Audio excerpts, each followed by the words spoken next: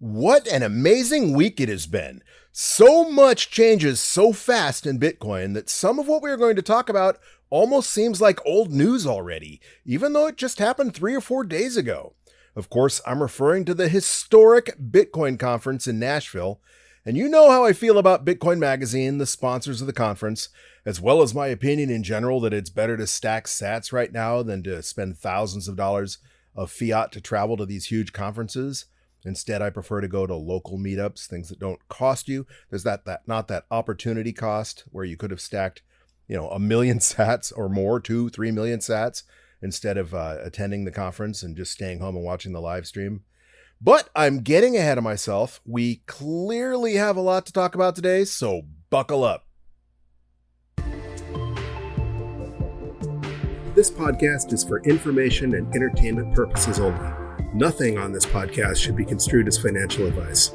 All views expressed on this podcast are solely the opinions of the host and/or any guests that we might have from time to time.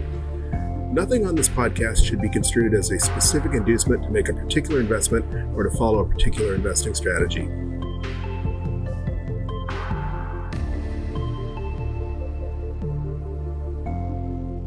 Guten Tag, buenos dias, and welcome to the latest episode of the Bitcoin Bulletin Podcast.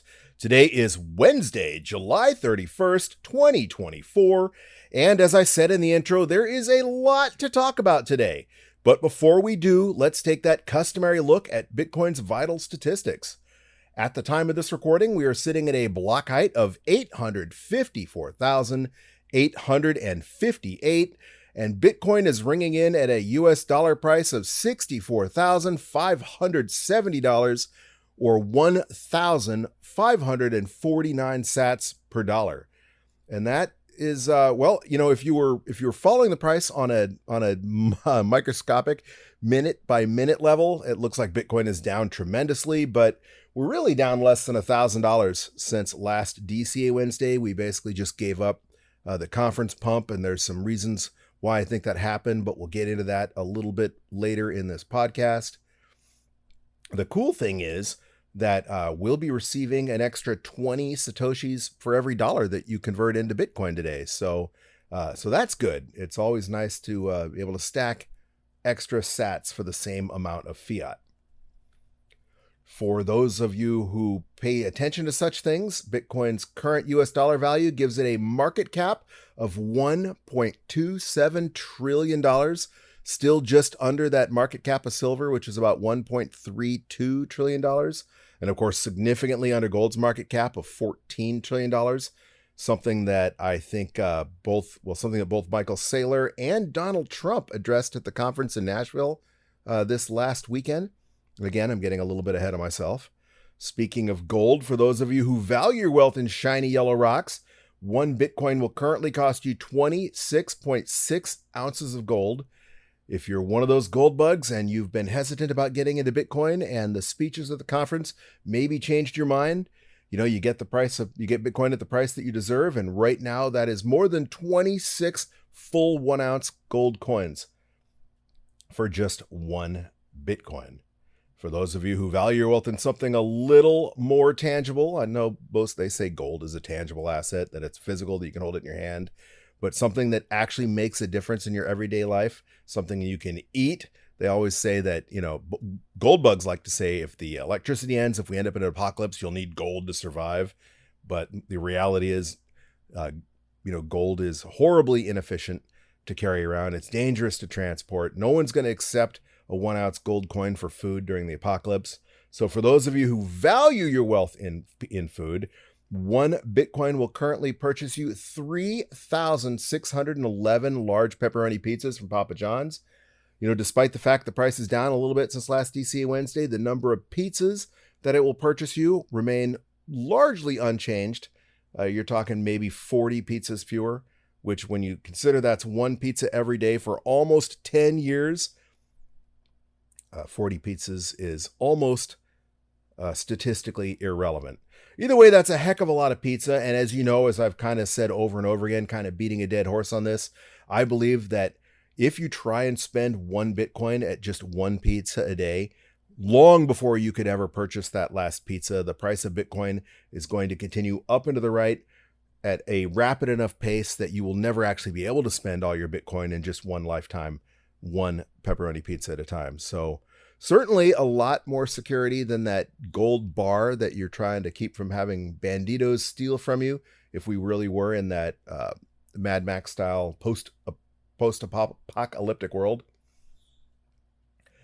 And that metric that you know has been my favorite for most of this podcast, Bitcoin's 24-hour average transaction rate, is tracking exactly where I would have expected it had this been any kind of official TA or magic statistic. Currently, we're looking at 6.75 transactions per second on average, down from 7.38 transactions per second last week. You know, again, I'm not a TA guy. I think that TA is kind of voodoo, especially when it comes to Bitcoin. Nobody has a crystal ball. Nobody knows what Bitcoin is going to do from day to day. We have a general idea that it's going to go up every 4 years after the halving, about 6 months to a year afterwards. And then there's going to be a bit of a bear market and then that accumulation phase. So far that's played out, but specifically what Bitcoin is going to do on a day-to-day basis, it doesn't really correlate to anything that we would see in the normal traditional financial world that TA has been used. And I think it's kind of BS when it comes to stocks and bonds and things, etc. Stocks and commodities. Anyway, but I digress. For most of the history of this podcast, I've observed that when transaction rate is headed down, the price is headed down. And when transaction volume is headed up, the price is headed up. And that holds true today as well. We're looking at almost a half a transaction per second less than last DCA Wednesday. And of course, the price of Bitcoin is trending down. So interesting, even if it is just, anecdotal, even if they say that correlation is not causation. But speaking of on-chain activity, the Bitcoin mempool is absolutely chock full of pending transactions. According to Clark Moody's dashboard, there are 122,442 transactions pending in his mempool. Mempool.space is showing significantly more transactions. They're showing 231,489 transactions in their mempool. But that's an increase that's happened just in the last few minutes. They've had a significant spike in on-chain activity. If you look at mempool.space, that started just 5 or 6 minutes ago. So a lot of that transaction was probably the result of people buying based on the fact that the price of Bitcoin is down, or maybe people getting liquidated because the price of Bitcoin is down. Who knows? It's just interesting to see that transaction volume is still really healthy on chain, even though it is down quite a bit. And the price is still really amazing, even though it is down quite a bit. Again, zooming out, we're up more than 100% year to date in the last year, anyway, in the last 365 days. So again, as I say, Bitcoin is a long-term investment. If you are just listening for the first time, if you're new to Bitcoin, if you're just beginning your Bitcoin journey, they say that you should plan on holding your Bitcoin at least 4 years. I say you should be planning on holding your Bitcoin forever, but at least for 10 years. Even Donald Trump said, and I'm getting way ahead of myself, said at the Bitcoin conference that you should never sell your Bitcoin. But either way, there are theories such as Adam Meister's 210,000 block theory, which basically says that if you take any point in time and you go back 4 years, Bitcoin is worth more now than it was 4 years ago. And correspondingly, regardless of what price you buy Bitcoin at today, 4 years from now, it will be worth more. And that is actually proven true so far. They say that, for Bitcoin to truly become mainstream, for Bitcoin to truly achieve hyper-Bitcoinization, it has to break all the models. It has to break all the norms. And we kind of saw that a little bit at the end of the last halving cycle. But for the time being, the 210,000 block theory holds. I firmly believe it will hold for a couple of more cycles at least, unless we have something absolutely crazy happen this cycle, because Bitcoin has a long way to go on its path to hyper-Bitcoinization. A huge price increase has to occur if we're going to divvy up all that Bitcoin amongst the entire global population. Even if we were to just become digital gold and match the market capitalization of gold, Bitcoin has to basically 14x in value before it gets there. So a lot of things can happen, but I don't expect anything to change this cycle. For those of you who do need to do an on-chain transaction, it is a little bit cheaper to do your on-chain transaction this week than it was last week. Clark Moody's dashboard's fee estimator is saying that a high priority transaction needs to have a fee of 8 sats per VByte to guarantee that it is mined into the next block, but a fee of as cheap as 3 sats per VByte will still be mined within a day. And even if you want to wait a week, even a low priority transaction still needs a fee of 3 sats per VByte. So that's about as cheap as we've seen it in a long time. Mempool.space is showing a slightly different story, telling a slightly different story as usual. They're saying exactly the same as last week, that a fee of just 4 sats per VByte will be confirmed in the next block or two. And that will cost you the equivalent of just 36 cents in US dollar terms, which is pretty amazing. They're saying that any transaction that you send needs to have a 4 sat per VByte fee right now. So whether it's a low priority, a medium priority, or even a no priority transaction, you need to include a fee of 4 sats per VByte. Of course, if you are making a transaction in the future, make sure that you're getting your information, that it's up to date. I like to look at both Clark Moody's dashboard and mempool.space to determine what fee I want to include. And then I always lowball it because I'm usually not making a transaction where I care if it is confirmed in the next block. I don't care if it takes a week to confirm, especially if it's a consolidation transaction or if I'm just moving Bitcoin around from one cold storage hardware wallet to another.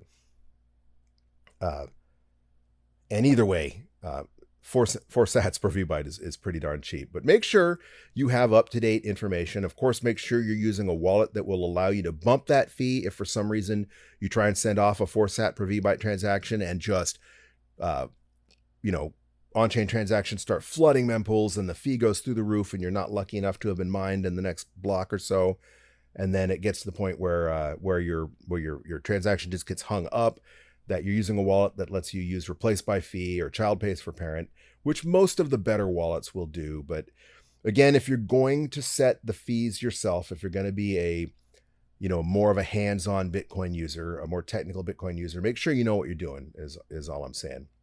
Speaking of on-chain transaction fees and consolidation, Knut Svanholm tweeted a meme about consolidating just yesterday, where he tweeted a picture of Gandalf from Lord of the Rings, and it says 3 sats per VByte, consolidate, you fools.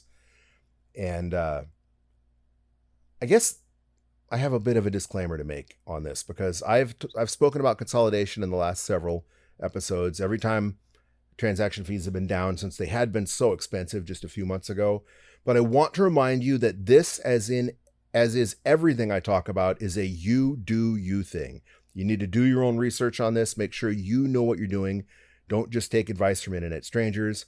It is important that your UTXOs are of sufficient size that they don't become unspendable dust when fees do go back up, because they probably will, especially during the euphoria cycle. And, if we achieve hyper-Bitcoinization, they may never come down. I think they probably will, because I think we have another cycle or two to go before we break the 4-year halving cycle and break out. And Bitcoin kind of maybe even stabilizes at a, without having as many extreme ups and downs, which it will when everyone's using Bitcoin and it's a mainstream currency, or most of the Bitcoin is, held as your savings or Bitcoin reserves by countries or banks, that it will tend to become more stable. But I believe that's in the future. But either way, if it is not, there is a possibility that your smaller UTXOs might become unspendable, because basically they wouldn't even be as large as the equivalent fee that you would need to send the Bitcoin. So it's considered dust at that point in time. But again, there can be many, many reasons why you might not want to consolidate. For example, there are privacy implications from consolidating. If you have a bunch of small UTXOs from a KYC exchange, like if you're stacking every day on Swan, or you're stacking, every day on Cash App or Coinbase, or stacking every week alongside us when we're doing our DCA Wednesday episode, then it probably really isn't an issue, because they already know those are your sats.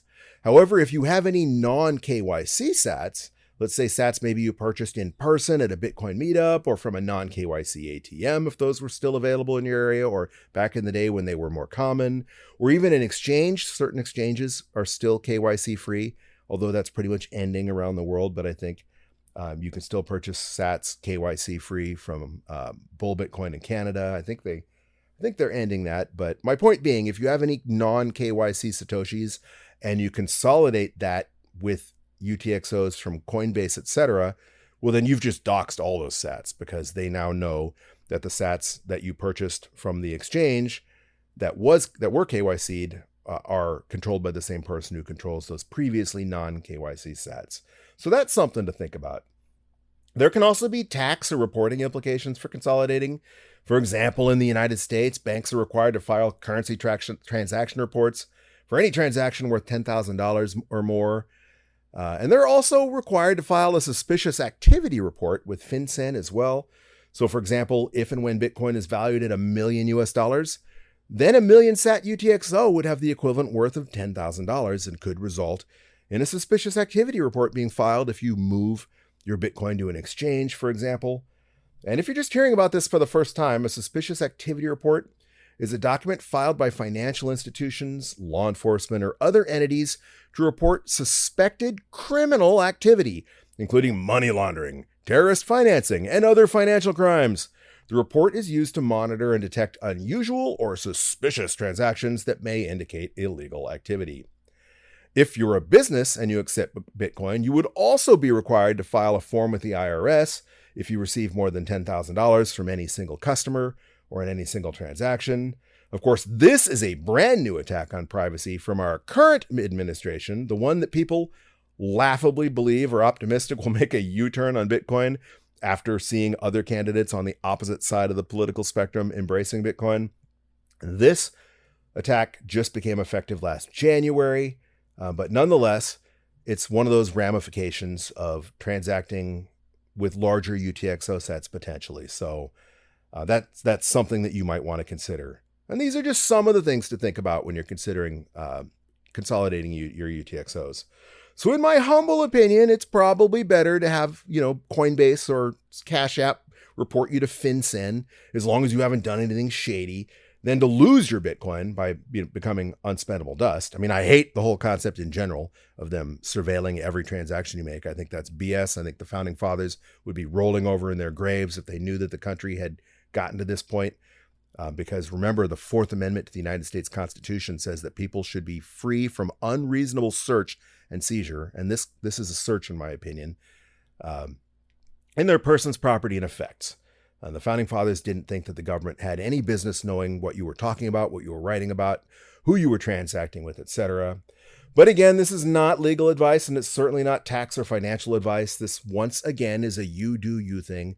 And I just want to make sure it's something that you're aware of, especially if you are considering consolidating your UTXOs now that fees are lower, and while they're lower anyway.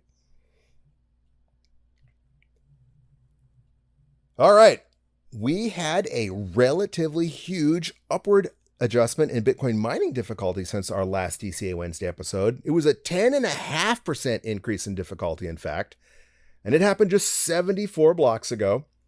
As you know, Bitcoin mining difficulty is adjusted every 2016 blocks, which is theoretically every 2 weeks, but depending how fast or slow those blocks are coming in, that changes that time frame. But one thing is for sure, that it's adjusted every 2016 blocks, regardless of how long that takes. And we're currently 1,942 blocks away from the next mining difficulty adjustment. So a little less than 2 weeks.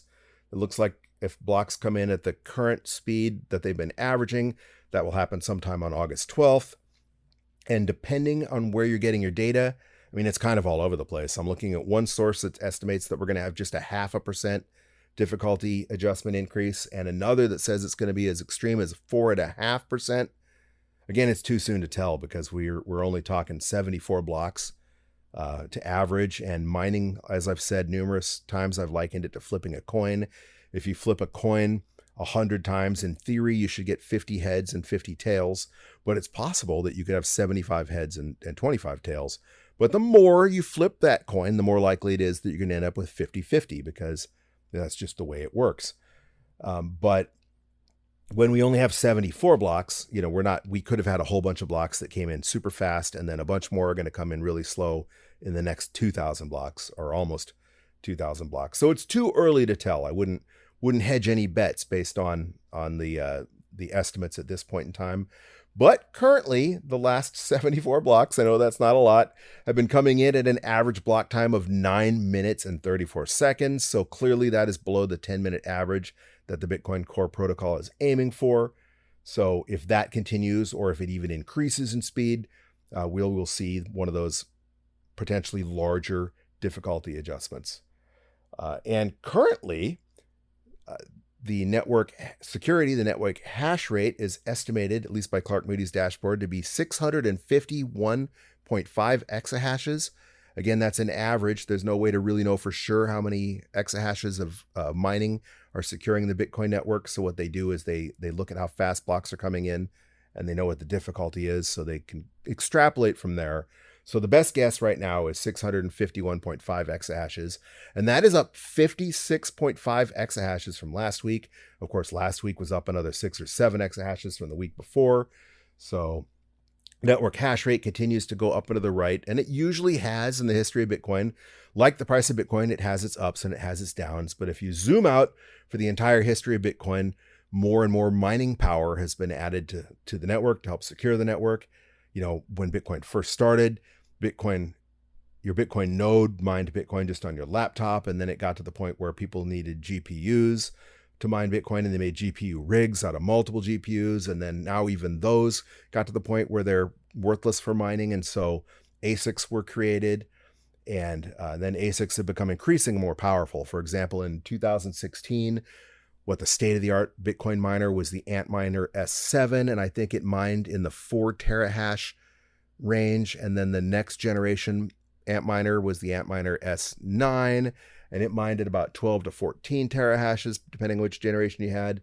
And now there are miners that are mining in the hundreds of terahash range. So in addition to more people mining, more businesses mining, the miners have gotten more powerful. There's no reason to believe that will stop anytime soon. Even with the law that says that computing hash power eventually kind of plateaus. But who knows? That's looking into the future. The point being, Bitcoin's doing exactly what we'd expect it to do, and mining hash rate is doing exactly what we'd expect it to do, and that is they're both trending up and to the right, if you zoom out far enough. Before I go any further, I want to take a minute to thank those of you listening to your favorite podcasting, to your favorite podcast on a podcasting 2.0 platform such as Fountain. Fountain, for example, allows you to earn sats just for listening to podcasts, as well as to help support your favorite podcast through the value for value model by either streaming sats, for example, on a per minute basis as you listen, or by sending a boost, which is a shout out, but since it is a Lightning transaction, it allows you to contribute value back to that podcast. We don't have any boost to read this week, but one of you has been streaming sats, at least. There's at VaultByte streamed us a few sats. I don't normally read that out because it's not a boost. I normally only read boosts, but I am talking about it today because it's fun to see the Satoshis come in, because I can actually see them streaming in if I'm paying attention to my Fountain wallet as you are listening. So that's neat because I can see that someone is listening in real time, and that's pretty cool. Obviously, my favorite method to support podcasting through value for value, to contribute value back to a podcast, is through the boosting method, because that's a lot more personal. I know specifically who you are, and you can send a message to me that gives me some feedback on the podcast. So that is really cool. But I just wanted to mention the streaming option as well, because people have been doing that. People have been contributing value back to the podcast from time to time by streaming sats as well. And they're both equally valid ways to help contribute value back to your favorite podcasts. But I digress. Speaking of our listeners, our geographic distribution of listeners has remained completely unchanged from the last week, and in fact, almost all month. Our breakdown by countries are as follows. Number 1, as often is the case, as usually is the case, is the United States of America. Not unusual at all, because I'm in the United States. This is an English language podcast. A large percentage of Bitcoin adoption is in the United States. So it seems like a no-brainer that that's the biggest chunk of our listenership. So thank you to everybody out there listening right here in the United States, regardless of whether you're here in Florida, where I'm at, or out in Arizona, or up in New York, or even as far away as Alaska or Hawaii or any of the territories. Although I think the stats are broken down. It doesn't include the territories like Puerto Rico and Guam, etc. in the United States. If I scroll through far enough, there is a stat for Puerto Rico. So whether it double counts it and says, because if you're in Puerto Rico, you're in the United States. It's just not a state. It's a U.S. territory. So I don't know if you're double counted if you are listening from a U.S. territory, or if you're also meaning that the number of people listening from the United States and its territories is even higher, because there are those of you listening in the territories, just not in the top 10. But that would be kind of like breaking Germany down into its states, like saying Bayern, Bavaria, or Baden-Württemberg, instead of just lumping it all into Germany. But I'm getting way off track. Number 2, as usual, remains Argentina. So muchos gracias, amigos, in Argentina. Number 3, as usual, remains Germany. So Dankeschön, mein Freund in Deutschland. Number 4 remains Canada. So thank you to all of you in America's attic in the soon-to-be, once again, frozen Great White North. I know it seems like summer just began, but here we are, just hours away from August and just a month or so away from, I guess fall doesn't technically end in August, but it doesn't technically begin in August, but because most people, they judge their spring and summer by the months where school is out on summer break, at least here in the United States. So it feels like summer is June, July, and August, even though that's not the way it works out astronomically. Again, I'm getting off on a bit of a tangent. So thanks again to everyone listening from Canada. Number 5 remains Luxembourg. So again, Dankeschön, mein Freund im Luxembourg, or Morgen, for those of you who speak Luxembourgish. Number 6 remains Spain. So buenos dias, although it's buenas noches there because you're several hours ahead of us. Muchas gracias, amigos, in Spain. Number 7 remains Colombia. So again, muchas gracias, amigos, in Colombia. Number 8 remains Mexico. Once again, buenos dias, muchas gracias, amigos, in Mexico. Number 9 is once again Australia, although that was relatively new, just 2 or 3 weeks ago. So they're holding on to that number 9 spot. So thank you to those of you listening down under in Australia. And number 10 remains the United Kingdom. So thank you to all of our cousins across the pond listening in the United Kingdom. Venezuela, you're looking down there at number 11 still. I know there's a lot going on there right now with your recent elections and the turmoil that's going on. So even though you're not in the top 10, I want to give a special shout out to our friends, the plebs in Venezuela, who are fighting for their very freedom down there right now. Hopefully this doesn't turn into an actual fight and that the election is resolved peacefully. So special shout out to those of you listening in Venezuela, because there are a lot of you listening down there, even though you are at number 11 and haven't broken into the top 10. All right, on to the news. The breaking news right before I started recording, when I was going through my show notes, is that the Federal Reserve is holding interest rates steady. With the headline on Yahoo Finance, Fed holds rate steady, Powell sets stage for September cut. The Fed made some key hints that it is getting closer to a cut, likely in its next meeting. I think this was kind of priced in. It's what everybody seemed to expect. Nonetheless, the minute this announcement came out, we saw a corresponding drop in the US dollar price of Bitcoin. It's down about 2% since the announcement was made. That could just be a total coincidence. But oftentimes, the Bitcoin market moves with other markets, at least initially, because, there's a lot of people algorithm trading and there's a lot of newbies. And especially with things like the ETFs, a lot of the people that are buying and trading Bitcoin now don't know really that much about Bitcoin, other than that it's just an asset that's been going up. So until Bitcoin gets a little closer to hyper-Bitcoinization, it's not unusual to see Bitcoin correlated with all the garbage assets that Bitcoin will one day completely usurp, when people finally realize just how incredible Bitcoin is of a savings technology, of a transactional technology. Is not just a peer-to-peer currency, but that way to keep governments from stealing your wealth by debasing those fiat currencies. If you've been listening to this podcast for any point in time, if you're halfway down the rabbit hole, that's Bitcoin's biggest value proposition, is that no government or no person, nobody, period, can change Bitcoin, that it is set in stone. There will ever only be 21 million Bitcoin, and the temptation of governments to manipulate and debase currencies that they can control is just always proven irresistible. That is why all fiat currencies have eventually failed.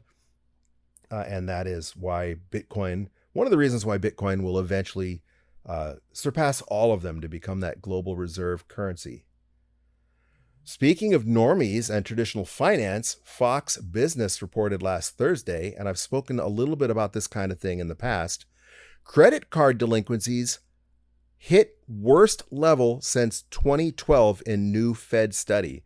A growing number of Americans are falling behind on their monthly credit card payments as they continue to battle high inflation and interest rates.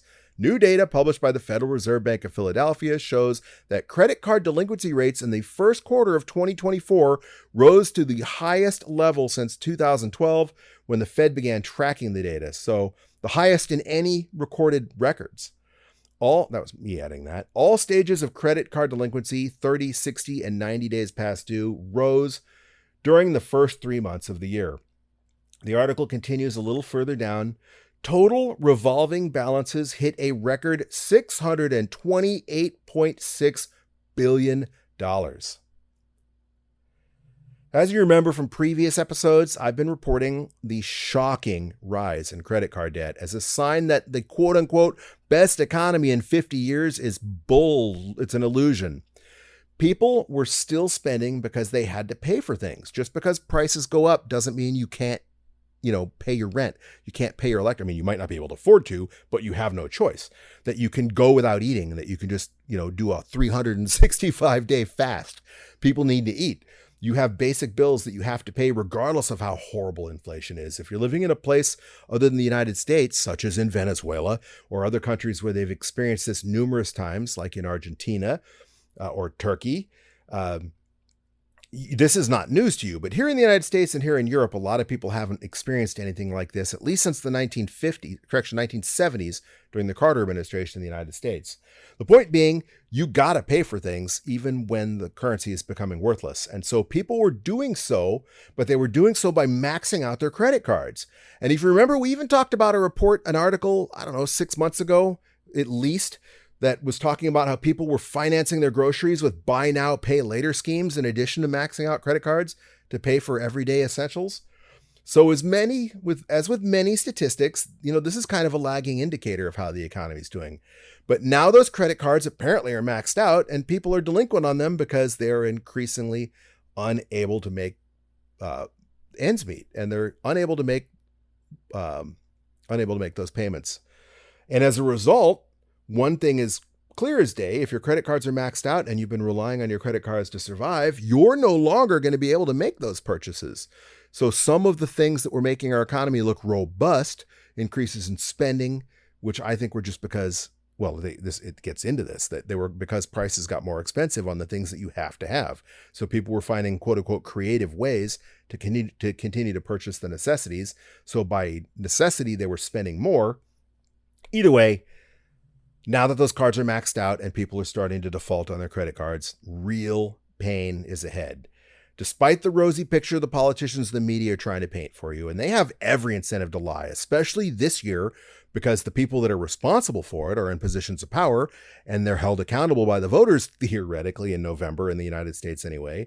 And so the incentive to lie about how good things are going in the United States is higher than normal, because they want you to vote for them. They want to fool you into thinking that, they want to gaslight you into thinking that you're doing better than you really are. And I don't have this particular article in front of me, but I was laughing to myself last night when I was doing the show notes, because I found several articles that all kind of said the same thing. One of them was like, you might be richer than you really think you are. How much money do you really need to be in that top 1%? Or the reasons why you're doing better than you think you are. Just gaslighting sort of articles. But that's enough on that topic. If you're out there buying groceries every day, trying to pay your rent, trying to pay your electric bill, your car insurance, whatever that is, that's something that's really, really hard for them to gaslight you on, because you got to go to the grocery store. You just went today, maybe you got to go again in a few more days. So regardless of what they tell you, groceries have doubled and that they're harder to afford. All right, moving on. I know it's really hard to believe, but it already feels like old news. Even though it's only been 4 days ago, because of all that happens, Bitcoin seems to move fast. News in Bitcoin moves even faster. But of course, the Bitcoin conference in Nashville was last weekend, or the Thursday, Friday, Saturday, depending whether you went to Industry Day or not. And for me, The biggest thing about the conference was having 2 of the 3 presidential candidates speaking there. Of course, most believe that RFK Jr. has no feasible chance at all at being elected president in November. In fact, he's said many times, he's likened his campaign to his father's campaign, where when he ran or he started running, he didn't really think he had any chance of winning, but he's running because he believes it's the right thing to do.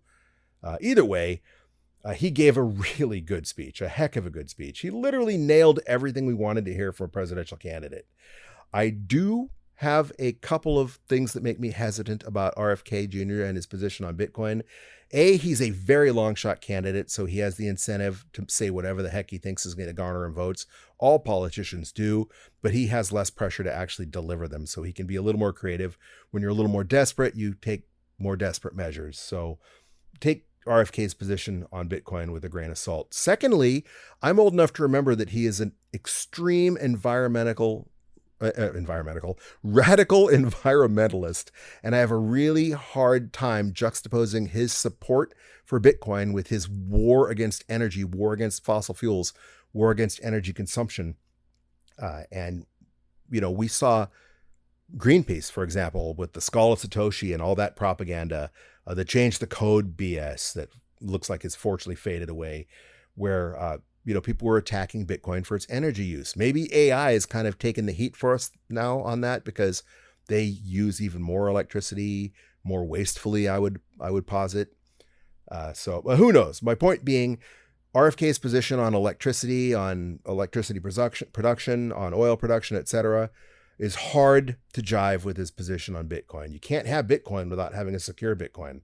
Maybe if he were to get elected, we might find out that he's a pro Bitcoiner, but he's a pro proof of stake Bitcoiner, and that would be a no-go. That would be a non-starter. So before I would ever consider voting for RFK, someone really needs to press him on a commitment to proof of work and to a commitment to energy production and supporting Bitcoin mining. Either way, he gave a really good speech. And of course, that's because it goes without saying he's a Kennedy. I mean, he was born into America's quote unquote royal family, where they used to call it Camelot. We don't have a royal family here, but leftists like to fantasize about it. They seem to like to have that cult of personality to worship, and they try and take every Democrat president and then build him into an emperor god, so to speak. And they certainly did that with the Kennedys. And of course, because of the history with the Kennedy family, there was even more reason to make them mythological figures. But the point being, if you're Kennedy and you're born into that family, you are raised to be a public speaker. You're born and raised that one day you're going to be a senator or potentially a president, and you're raised to sound like a statesman. I would have expected absolutely nothing less from RFK than him to deliver just a knockout speech and to sound like a statesman when he did so. In his defense, and to his credit, he did promise us one more thing than Donald Trump would later go on to promise in his speech the next day. And that was removing capital gains tax on Bitcoin and directing the IRS to make Bitcoin transactions non-reportable.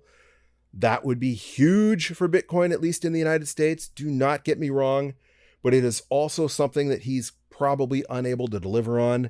Any change to the tax code is going to be fought tooth and nail by the politicians in Congress.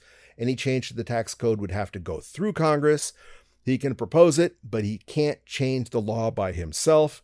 This is especially true after the Supreme Court recently struck down the Chevron deference doctrine, which said that when courts were evaluating a challenge to the law or a challenge to a ruling, they had to, and if it was ambiguous, they had to defer to an agency such as the IRS in this case's ability to interpret law. That has gone away, at least in theory, with that recent Supreme Court decision. The point being, it makes it harder for someone in the executive branch to usurp the power of the legislative branch, like changing tax law would be. Okay, Donald Trump. Love him or hate him, Donald Trump has a much better chance of becoming the next president of the United States. In fact, not only does he have a better chance than RFK, he has the betting odds in his favor, solidly putting him ahead of Kamala Harris as the odds-on favorite to win the race, hands down, whether you're talking about RFK or in general. He is the current frontrunner in the race for president of the United States. He gave a speech, which some are criticizing, largely on his delivery style. And this is something that isn't new. It wasn't unique to his speech at the conference, that is. Many people have pointed out that his quote-unquote style seems odd to many people who have never heard him speak before. I have heard him speak numerous times. I saw him speak in person when he was campaigning for president the first time. I saw him speak in person while he was president of the United States. I've followed his speeches during this campaign. I watched the live stream of his speech at the conference. And I can tell you his speaking style was exactly the same. If anything, he seemed a little more mellow and a little less Trump than he has in the past. And I think most of his speeches since what happened in Pennsylvania happened 2 weeks ago now have seemed a little more low key. Like it really shook him up and has given him a little bit of a new perspective, as you would expect coming that close to losing your life would. So what I can tell you is I can tell you this. Personally, I never cared for Donald Trump as a person in the past. In the 1980s, yeah, I'm old enough to remember the 1980s. I thought of him as a clown. I mean, we made fun of him, when he was down and out and he was going through bankruptcy, and the tabloids had a picture of him shopping at Kmart. People mocked him. We didn't have the late night host that we have now, but comedians mocked him. Saturday Night Live, I remember, mocked him, showed the picture of him loading his Mercedes with purchases he made at Kmart, which is kind of like what Walmart is now. It's a store where the normal common people shop, and it has cheaper goods at cheaper prices than the foo-foo department stores and boutiques that the political elite like to shop at. It's certainly not an example of conspicuous consumerism, which is something where, at least in the United States, it's the whole keeping up with the Joneses thing, where people have to have that new car and they have to wear the nicest clothes and wear the current in-brand shoes and spend more money than they need to just because they feel that it makes them a better person, which is silly. It's that high time preference mindset, though, something that Bitcoin changes in you when you become a Bitcoiner. One of the really, really cool things about Bitcoin, in fact. Either way, I never cared for Donald Trump before he was running for president the first time. And when he did, I started paying more attention to him and giving the benefit of the doubt.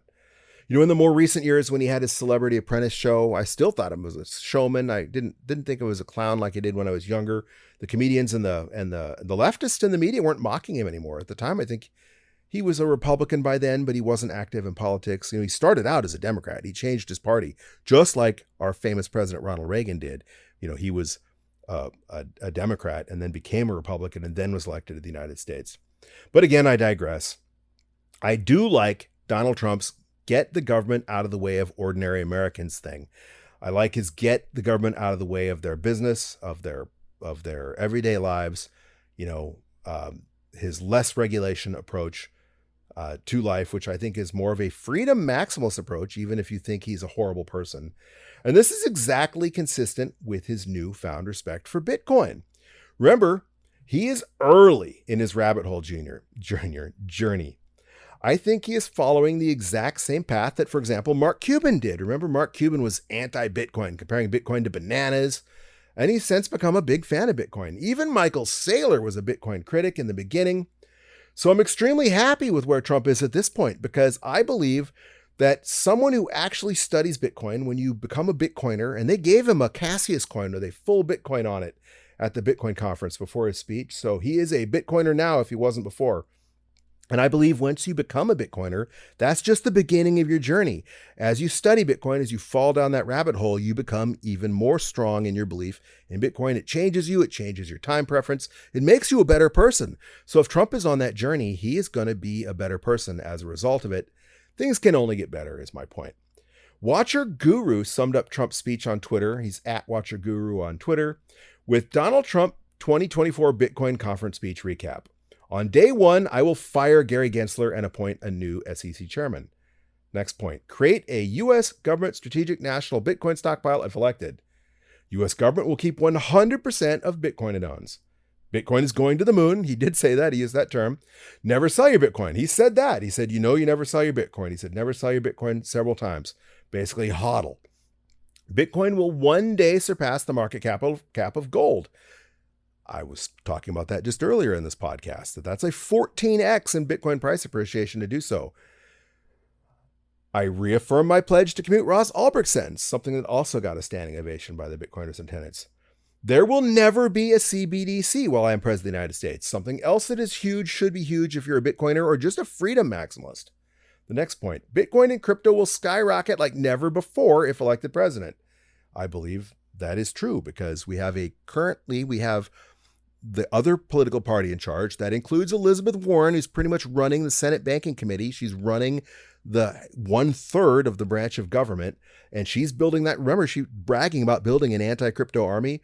The things like we just spoke about, the IRS reporting form on Bitcoin that just took effect in January, and other restrictions that we've seen that were snuck into the infrastructure bill and the Build Back Better bill that have not been overturned yet, by the way, because when those happened, you might have forgotten about them by now, but people said, well, they don't take place for a year or 2 years and we have time to overturn them.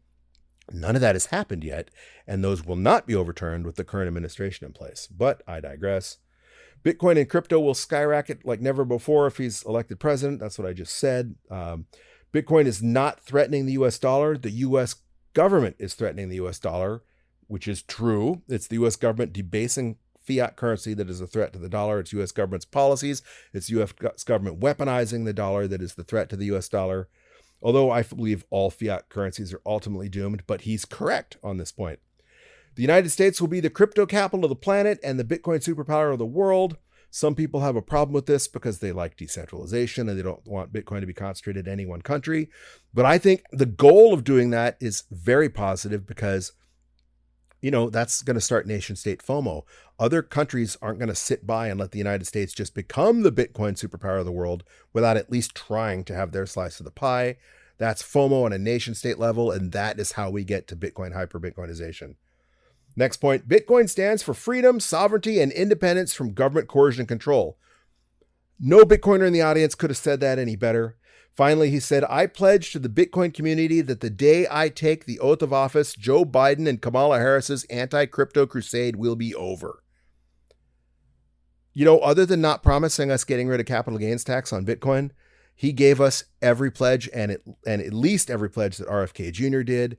I thought it was a wonderful speech, even though even though Donald Trump is a bit unorthodox, to say the least. Guy Swan of Bitcoin Audible had a slightly different take on the Trump speech, which I thought was absolutely horrible. He went so far as to say that the only fundamental message in Trump's speech was, I'm not your enemy. Well, I just listed out a recap of the speech where he said a lot more. Yes, he did say, I'm not your enemy, but that is clearly not the only thing he said. He said Bitcoin's going to go to the moon. He promised the strategic Bitcoin stockpile. He promised to commute Ross Ulbricht's sentence. He said that he will defeat a CBDC. He gave us more, Guy Swan, if you're listening, than just saying, I'm not your enemy. Then Guy Swan went on to say, well, maybe that isn't even a good thing. Maybe Trump saying I'm not your enemy is actually a bad thing because Bitcoin is better when it's attacked, that Bitcoin needs its stressors. This is true in some ways, but eventually those that then they fight you need to lose and get out of your way for Bitcoin to achieve its end goal of hyper-Bitcoinization. Plus, we certainly have enough people fighting us all over the world in any battle. Yes, iron sharpens iron, but it's really good to have friends. It's really good to have allies, and it's good to have those allies in one of the most powerful countries in the world. So I think that's just a really, really bad take. My opinion on this was that Guy Swan has Trump derangement syndrome, and I like Guy Swan. I love his podcast. He's done a lot for the Bitcoin community. Bitcoin Audible is fantastic because I don't have the time to read all the things he reads. But in this instance, his anti-Trump derangement syndrome is so bad, he can't at least say it was the second best speech from a presidential candidate at the conference. Could he at least give him that? Of course, he fawns over RFK Jr. And as I've said in the past, RFK Jr. was born and raised to be a public speaker. So, he of course gave a good speech, but basically he said the exact same thing as Trump. So if you liked RFK's speech, you should have at least liked Trump's speech. Part of why people like Trump is because he is not the stereotypical politician. That's one of the reasons I support Donald Trump. I don't care for the guy as a person, although he's growing on me. What drew me to Trump in the first place was that he was not a politician. He was a businessman from outside coming in when they did everything they could to kneecap him while he was president, and all the things they're throwing at him now to try and keep him from running again are proof to me that he is an enemy of the political system, that the swamp, so to speak, the political quote unquote elite don't want him anywhere near power. And to me, that is a sign that maybe he's the guy that should be in office right now. But again, this isn't a Donald Trump podcast. This is a Bitcoin podcast. Finally, on Bitcoin Audible, Guy Swan played a clip from a comedian, which was really, really funny, talking about how Trump does something no other politician does. He just wings it, kind of like I spoke. I just spoke about. And he was right. Trump speaks off the cuff. He doesn't give a polished, rehearsed speech. Sometimes he doesn't even read a teleprompter. He just rambles about what he wants to talk about. And that is glorious. That is what I was just talking about why myself and so many people find Trump refreshing from the politicians of the last 50, 60 years. Even if you don't like his policies or you think he's a mean person, I think at least he's blunt. He tells you, he calls it like he sees it, something that we need more of in the political world. After the convention, there was a lot of speculation that the Biden admin would pivot, that now they were going to go soft on Bitcoin or maybe even become pro-Bitcoin to make up for some of the younger voters that they're losing because of their war on Bitcoin, because their war on other cryptocurrencies, and because Trump was gaining ground and RFK Jr. was gaining ground by making Bitcoin a campaign issue.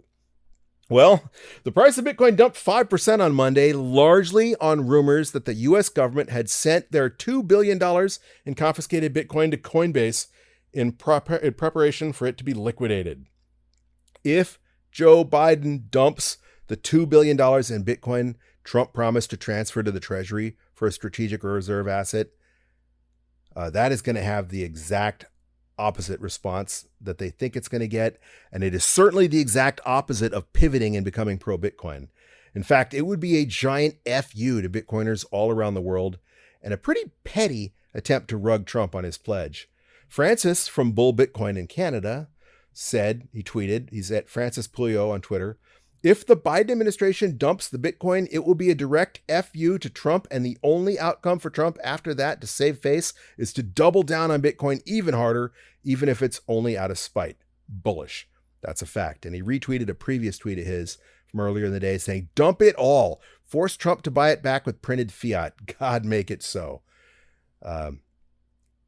My big takeaway on this is that they're doubling down on their anti-crypto army. They're doubling down on attacking Bitcoin. They're going to double down on their CBDC. They're most certainly not pivoting to become Bitcoin friendly, at least not until after they try and rug Donald Trump by dumping the Bitcoin the U.S. government holds. Autism Capital on Twitter tweeted, U.S. government, quote, if we sell our 200,000 Bitcoin before Trump gets into office, then he has no Bitcoin to hold in strategic reserve. And then a little derpy picture and a screenshot of all the Bitcoin addresses that the U.S. government had moving to Coinbase Prime. But the point is the same, that if they try to spite Trump, that will be a giant FU to the Bitcoin community, and I think it will backfire on them on the election. The other thing that may be shaking up markets a little bit is Mt. Gox just transferred a boatload more Bitcoin, depending where you get your data. CoinDesk is reporting that they transferred $2 billion of the Bitcoin. Cointelegraph is reporting they transferred $3 billion of the Bitcoin. Mt. Gox coins flooding the market and crashing the price of Bitcoin has been FUD for my entire Bitcoin journey, pretty much since the day Mt. Gox filed for bankruptcy.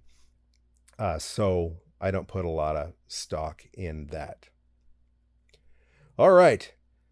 On to what makes today and every Wednesday special, and that is that today is DCA Wednesday, and we have now been stacking every Wednesday for more than 3 years.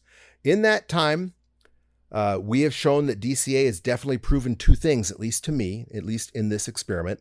First, it was an effective strategy for stacking a meaning amount of sats. I mean, we have more than 9 million sats now, and we did so by just converting $20 a week into Satoshis. And second, we stacked significantly more sats than we would have had we just YOLO'd in with a lump sum investment, which is something we wouldn't have even been possible in the first place. If you're in a position where $20 a week is a lot of money, if that's all you can afford to DCA, then coming up with the $3,140 that we've converted into Satoshis so far would have been an impossibility in the first place. So your YOLO would have been a lot smaller. But even had you had the entire money the entire amount of US dollars that we've DCA'd into Bitcoin over 3 years and somehow YOLO'd that all into a lump sum investment, you were worse off than had you just followed along and DCA'd $20 a week with us. I'll get into an in-depth breakdown of how DCA compared versus YOLO during the last 3 years anyway, after we make today's purchase. And I kind of got a little bit ahead of myself because some of you might not even know what I'm talking about. And you're asking me, Chris, what is DCA? What the heck are you even talking about? Well, DCA is short for dollar cost averaging, and dollar cost averaging is an investment strategy where you invest your money in equal portions at regular intervals regardless of price. So for example, our equal portion was just $20 a week. Our regular interval was weekly on Wednesdays. And this is going to be our 158th stack. So we started stacking weekly on Wednesdays back on July 28th, 2021, more than 3 years ago now. So far, we've stacked 157 times. We converted a total of $3,140 US, including $70.65 in fees. Actually, it was a little more than that, about $71 in fees now, plus a little bit of a spread into Bitcoin. So when I compare DCA to YOLO, I'm going to compare that entire 3140, or it'll be 3160 because it'll be after we make this purchase. So I don't know where you would have YOLO'd. Each person would have been different. The fee structure would have been different, but you would have paid some sort of fee or some sort of spread. So when I talk about the number of Satoshis that you would have gotten for that $3,160, it would have actually been less because some of that would have been eaten up by fees. So DCA worked out even better is my point. But again, I'm getting ahead of myself. So far, stacking just $20 a week every Wednesday, we've built a pile of 9,642,776 sats. That stack, even with Bitcoin's price being down a tiny bit, is still worth a current US dollar value of $6,261.24. That is about double the US dollars we converted. We converted 3,140 so far, so that is not too shabby. We did so, of course, at an average cost basis, $32,563.24, so about half of Bitcoin's current value. To expand our stack, as usual, I'm going to do the handy dandy Cash App. Cash App is not a sponsor of the podcast. I just think it's the best option for me. I think it's the best option for stacking small amounts of Bitcoin, like $20. They do charge a slightly higher fee than many other services. So if you're going to invest a lot more, if $20 isn't the you do you thing, if you're going to buy $1,000 of Bitcoin or $10,000 of Bitcoin, then that fee will start to add up and you might want to consider using a different service to stack your Bitcoin. But if you're just stacking $20 like me, the fact that they're going to let me transfer that to my hardware wallet for free eats into some of that fee and more than makes up for it. Again, they're not a sponsor of the podcast, but every user at Cash App has a referral code. And if you want to help support this podcast, you can do so. You can actually get paid to do so by scrolling through the notes, clicking on that referral link in the show notes, signing up with our referral code via that link. You'll get paid, I think $5 is the current offer for doing so. And the podcast will receive $5 as well. And you'll get paid to help support the podcast. All right, so I've got Cash App open. I already have money in Cash App because I am prepared for today's podcast. So it's a matter of just tapping on Bitcoin, tapping buy, entering $20, tapping confirm, and boom, just like that, we purchased another 30,108 sats. That is cool because we purchased more than 30,000 sats. Last week, we were only able to purchase 29,993 sats for the same amount of money. So because the prices dipped, we made our stack larger than we would have had it not. So that always makes me happy. Those 30,108 sats grew our stack to $9,672,884. And it increased our average purchase price by about $105. Our average cost basis is now $32,668.64, still significantly cheaper than the current US dollar value of Bitcoin. And one day, people are going to be calling you lucky when Bitcoin is 200,000, 300,000, a million, 4 million, whatever it is per coin. And they say, man, you got lucky. I can't believe you stacked at $32,668.64 on average. Or even at the price we bought today. I mean, the purchase price today, we bought at $64,932. Of course, you aren't lucky. You've done your research. If you've been DCAing every Wednesday for 3 weeks like me, you've been grinding slow and steady for 3 years. That is the exact opposite of just good luck. That is strategy. That is calculated. And that means that if and when you do get to benefit from hyper-Bitcoinization, that you deserve what you got, even though people are going to be jealous and they're going to mock you. While they try and ape in and catch up, they're gonna belittle you for having purchased so quote unquote cheaply. All right.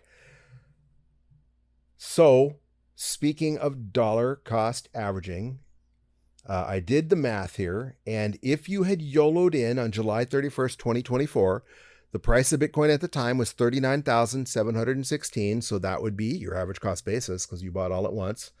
And you would have purchased 7,956,491 sats. Obviously, it would have been worth a little bit less than that because you would have eaten up a percentage or two of that in fees. But for the benefit of the doubt, we're rounding up. We're going to say you got your 7.9 million sats. That stack would be currently worth $5,166 as opposed to the $6,280 that our stack is currently worth. But more importantly, that stack would be 1,716,393 sats fewer than our current stack.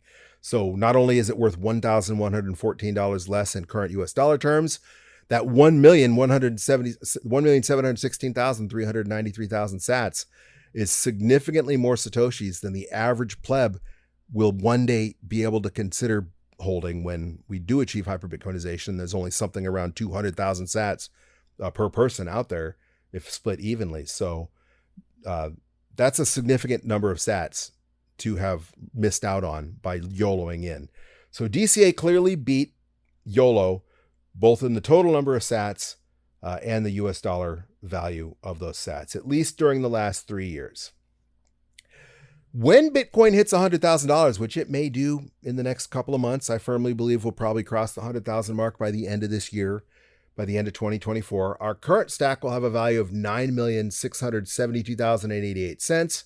When Bitcoin ultimately hits $1 million, and I think it's going to go a heck of a lot higher than that, but again, I don't have a crystal ball. Might not get there this cycle. There are some who say it will. I think that would be fantastic. I personally believe it might take another cycle or two to get there, but ultimately it will. Our stack of Bitcoins, even if we don't add Bitcoin, I did a Marty Bent there. Our stack of Bitcoin, our stack of Satoshis will have a US dollar value of $96,728.84. Definitely a smart move, considering we've only stacked $20 every Wednesday, and we've just stacked $3,160 to get there. If Fidelity is right, and Bitcoin ultimately goes as high as $1 billion, whether it does so in my lifetime or not, that stack of Satoshis would be worth $96,728,840. And then you would have definitely seen that stacking just $20 a week was a really, really good idea. But most importantly, you know, we hear those news stories, and we haven't had as many of them now because we're not in the euphoria phase, but every cycle you get those stories. You know, if you just stacked $1,000 of the Bitcoin 10 years ago, you'd be a millionaire by now. Or if you just stacked $100 of Bitcoin in 2009, here's how many millions of dollars you'd have. If you had just stacked $20 a week every Wednesday for the last 3 years, if Bitcoin does achieve Fidelity's goal, you will be the person they're talking about. That if you just stacked back in the day, you'd be a millionaire now. And that is really cool. But it's not the real reason we're Bitcoiners. We're not here for the number go up. That is just a really awesome fringe benefit of being early. And plebs, we're early. I think we're early at 100,000. I think we're early at 1 million. If Fidelity's right, you're early at anything under $1 billion. But don't dally, because you get Bitcoin at the price you deserve, like those gold bugs out there. They could have bought, multiple Bitcoin for 1 ounce of gold just a few years ago. And now they're talking almost 2 pounds of gold to purchase just 1 Bitcoin. You get the Bitcoin at the price you deserve. You're not lucky. You did your research. You've listened to the podcast. You've read the articles. You've read the Bitcoin Standard or whatever literature you've digested to arrive at the point you are in your life. That is not luck, and it's already showing.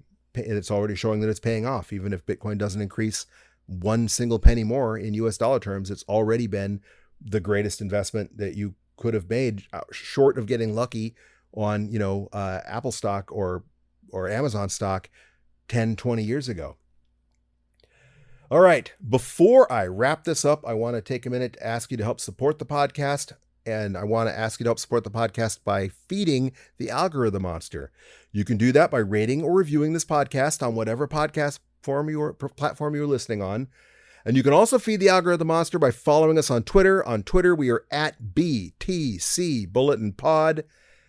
And the more followers we get, the more likely people are to see what we tweet, and the more likely they are to hear our podcasts, to learn about Bitcoin, to learn about DCA, and to become orange-pilled. Also, more importantly, I'd just love to hear from you. So please reach out and let me know what you think about the podcast, what you like about the podcast, what you'd like to see me do differently with the podcast, or just say hi. It's really cool to find out who my listeners are, to get their feedback, to help be able to visualize you where you're listening instead of just staring at a computer screen and a microphone. Of course, you can do so by DMing me on Twitter at BTC Bulletin Pod. You can also do so by sending me an email at Bitcoin Bulletin, which is bitcoinbulletin@protonmail.com. Again, on Twitter or X, it's at BTC Bulletin Pod, and our email, bitcoinbulletin@protonmail.com. Either way, the best way you can support this podcast is to keep listening and maybe turn a friend or two onto that podcast. Hopefully help boost your country's rankings in our top 10. If you're not already in the top 10, maybe moving into the top 10. But either way, don't forget to join us next Wednesday and every Wednesday while we grow that stack, as long as there are people silly enough to sell us Bitcoin for filthy, worthless paper money. Either way, keep on stacking those sats, you sexy sat stackers.